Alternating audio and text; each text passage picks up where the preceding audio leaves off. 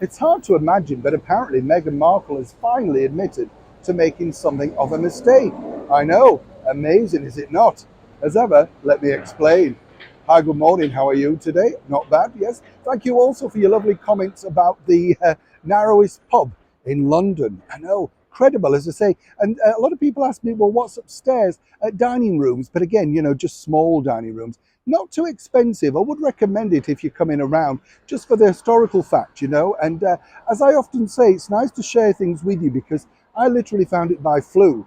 And it just stands alone, in the middle of that road. And you think, wow, nobody would dare, of course, knock it down because of the history attached. But we wouldn't let them, would we? No, well, let's hope not. And let's not don't get me going there. You know what it's like, statues, plaques. So I'm very, very much about our history. Back as ever, though, to your breaking roll story of the day. This made history, did it not, when you think about it? Because Meghan Markle thought she was going to do a very good deed. You see, not only is she friends with this particular former chat show host, Ellen DeGeneres, who was at that point at the height of her fame.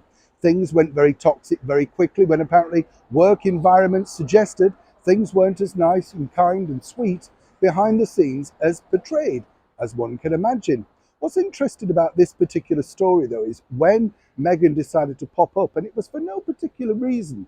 We're never really sure exactly what she was plugging or indeed why she went on the show. But what ensued, of course, some might suggest Ellen was not a fan of Meghan at all. You see, if you're a friend, would you really get your friend on international television to drink from a baby's bottle, squat, literally, in the hope that, really this is fun? How is it fun? It's degrading. For me, I would have said, look, not really for me, quite happy to have a chat. But even the chat was slightly one-sided and sarky, whichever way you look at it. Finally, after much, shall we say, deliberation, Meghan herself concedes the fact that this could have been a publicity mistake. And as ever, we have to say allegedly. You see, when you're looking back at what you've done over the last 2 years, and in particular, Meghan had a different publicity machine working on her behalf at that time. And again, people say, well, why didn't she know? Listen, let me explain how this works. She is, at points, some might say, an actress. She pays people to advise her because what they do is acting. They have no idea about how to promote themselves, so they take advice. This is what we've seen with her podcast. She doesn't know how to do it, doesn't know how to be entertaining, because there's no script. When there's no script, you get the real deal, which can be boring. Now, when Meghan signed up for Ellen, she thought this would make her fun, accessible, and of course, more importantly, seen in a lighter light. It really did backfire, and it's one of the things, according to that source, that Meghan truly now regrets.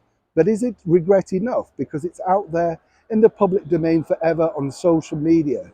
And as they now plough through their biggest problems, trying to, shall we say, clean up the publicity machine that is Harry and Meghan, more importantly, can they get it taken down? Can they get it removed? Either way, it does seem a little bit strange. I'm sure you'll agree. But the bigger picture is this. It appears that once close friendship with Helen and Portia, well, seems to be a little, shall we say, defrosted at this moment in time. Neil Sean in the very heart of London.